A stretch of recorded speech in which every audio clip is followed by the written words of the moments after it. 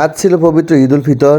আর এই ঈদ উপলক্ষে বাড়িতে বিভিন্ন পদের রান্না করা হয়েছে। সকাল সকাল নামাজ থেকে ফিরেই প্রথমে খেতে বসে বললাম। দীর্ঘ 30 দিন পর আজকে সেহরি খাইনি, যার কারণে সকাল সকাল ক্ষুধা লেগে গেছে।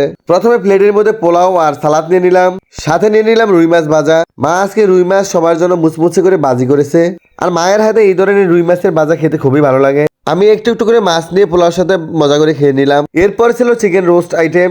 এটা ছিল চিকেন জাল রোস্ট। আমি খাওয়ার জন্য একটা লেগ পিস নিয়ে নিলাম। লেগ পিস খেতে আমি খুবই পছন্দ করি, তাই আমি লেগ পিস নিয়ে নিয়েছি। লেগ পিসটা খুবই সুন্দরভাবে রান্না করা হয়েছিল, ধরার সাথে সাথে মাংস চলে আসছিল।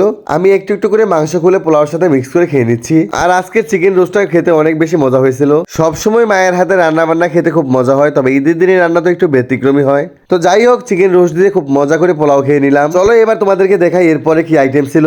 এরপর ছিল মায়ের হাতে স্পেশাল জাল গরুর ভুনা। এই মাংসটা মা একদম নরম নরম করে রান্না করে। তো আমি হাড়ি থেকে পছন্দের টুকরোগুলো বেছে বেছে নিয়ে নিলাম। 2-3 টুকরো মাংস আর একটু ঝোল নিয়ে নিলাম। আর দেখো মাংসের কালারটা দেখতে কি সুন্দর লাগছিল। পোলা মাংসের সাথে আমি তো একদম পেঁয়াজ ছাড়া খেতেই পারি না, তাই প্রথমে পেঁয়াজ খুলে নিচ্ছিলাম। আর দেখো মাংসটা কত সুন্দর রান্না করা হয়েছে, ধরার সাথে সাথে একদম খুলে আসছিল।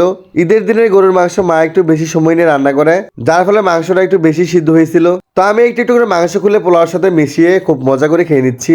আর আজকে গরুর মাংসটা অন্যদিন থেকে একটু বেশি স্পেশাল ছিল। তোমাদের কার কার বাড়িতে কি কি রান্না করা হয়েছে সেটা আমাকে অবশ্যই কমেন্টে জানিও। আমি তো আমার খাওয়া দাওয়া রান্না বান্না সবকিছু আমার ভিডিওর মাধ্যমে তোমাদের দেখাই। তো গরুর মাংস দিয়ে খাওয়া শেষ করে এখন নিয়ে নিব পাতলা ডাউল। আর এই ডালটা মা টমেটো দিয়ে রান্না করে। আর এই সিজনে টমেটো ডাল খেতে এত ভালো লাগে, তাই প্লেটে অনেকটা পরিমাণ পাতলা ডাউল নিয়ে নিলাম। এইবার মাংস ডাল ভাত সবকিছু একসাথে মিক্স করে খেয়ে নিব।